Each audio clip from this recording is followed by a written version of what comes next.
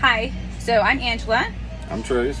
and we live on a 500 Carver, 1997, and today we are changing out our AC pumps. We've been having some AC issues and realized one of our pumps is not flowing at the pressure we need to.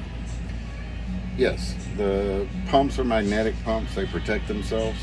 The fins wear out, whatever the case may be. They essentially, for every unit hooked to each one of the pumps, you need 500 gallons of flow per hour.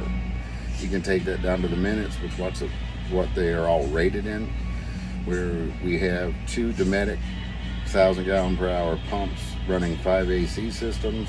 I'm sure a lot of them are set up the same way. Essentially, we have a barnacle buildup that we couldn't clear, and there's enough barnacles in the line. We're also going to be replacing lines. That's going to be a station at a time. We do multiple flushes per month, trying just to get some of the raw water to clean out of it. We get the HPF or the HHH. Basically what that comes down to is there's not enough water flowing, and on one side the Freon will heat up and shut it down to protect itself. On the other side, the head is too hot and it'll shut down to protect itself. So, well, what we did was, in order to prep for this day, it's been a long time coming, we did a lot of research online. He's been reading and watching videos of options, and we definitely consulted some experts. We were able to purchase 350 feet of line off of Amazon, 80 cents a foot, which, if you know, that's a fantastic deal. It is reinforced nylon hose, and we've been hunting for the past couple days for fittings, and the fitting issues, because we're moving to a bigger pump, has a bigger output versus what the boat will take in. So we're moving one of the Dometic pumps out. We're going to rebuild the pump side of it and hold it for extra.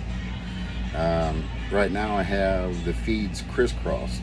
I have one pump feeding 2 ACs, one pump feeding 3 ACs. The pump that was feeding 3 ACs it doesn't have enough water flow to keep everything running. And that's the one we're replacing to a higher level pump. So what we did initially, once I figured out what the problem was I crossed the lines. I extended the lines from the feed side of the manifold. That comes with its own issues, but simply put, in about 30 minutes, I had all the ACs running again. The one Dometic pump that's weak is still running the 2 AC systems. Down in the hold, I'm sure you'll find that you have probably the same setup on the 500, the 504s.